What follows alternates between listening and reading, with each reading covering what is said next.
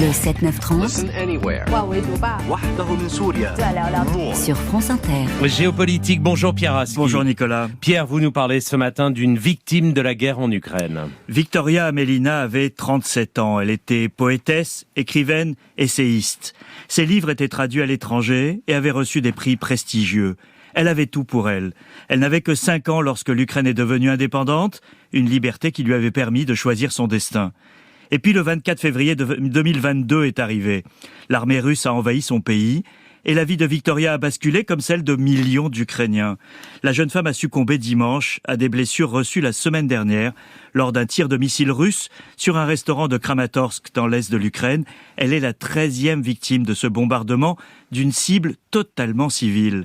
À Moscou, l'armée russe a affirmé que 2 généraux ukrainiens et des mercenaires étrangers avaient été tués lors de ce tir sur une cible militaire. Rarement le décalage entre propagande et réalité n'aura été aussi criant. Et que peut-on dire, Pierre, de son parcours ? Victoria Amelina est totalement symbolique de la manière dont la société ukrainienne a réagi à l'invasion russe. Poétesse, elle est devenue enquêtrice sur les crimes de guerre. Elle documentait chaque crime afin de permettre un jour d'obtenir justice et réparation. C'était l'un de ses engagements, mais pas le seul. Elle participait à des actions de soutien aux enfants dans la zone de guerre. Elle a également publié le journal de Volodymyr Vakulenko, un écrivain arrêté et assassiné par les soldats russes lors de l'occupation de sa ville d'Izium, reprise depuis par l'armée ukrainienne. Il avait enterré son journal dans son jardin. Ça constitue un témoignage important de l'occupation. Victoria avait reçu une bourse pour une résidence sur le campus parisien de l'université américaine de Columbia cet automne, en compagnie de son fils de 12 ans.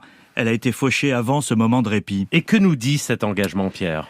Victoria Amelina, Nicolas, est à l'image de très nombreux Ukrainiens de tous les milieux qui ont tout abandonné pour contribuer à la mesure de leurs possibilités à la résistance. La semaine dernière, des journalistes français ont été escortés sur le front par le sergent ukrainien Andriy Onistrat. Avant la guerre, cet homme de 49 ans était banquier, champion de moto et marathonien.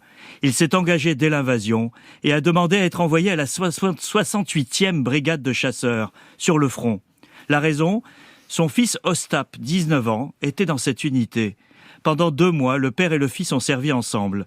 Ce furent les 2 plus beaux mois de ma vie. Je l'ai vu devenir fort, courageux, a-t-il raconté à Rémi Ourdan, l'envoyé spécial du Monde. Mais le 2 juin, Ostap a été fauché par un tir russe. Il est mort. Je voulais le protéger, le sauver, et lui voulait être un héros. Il a gagné, c'est tout, dit ce banquier devenu sergent, mais surtout père endeuillé. Comme Andriy Onistrat, Victoria Amelina a quitté sa vie confortable pour prendre sa part.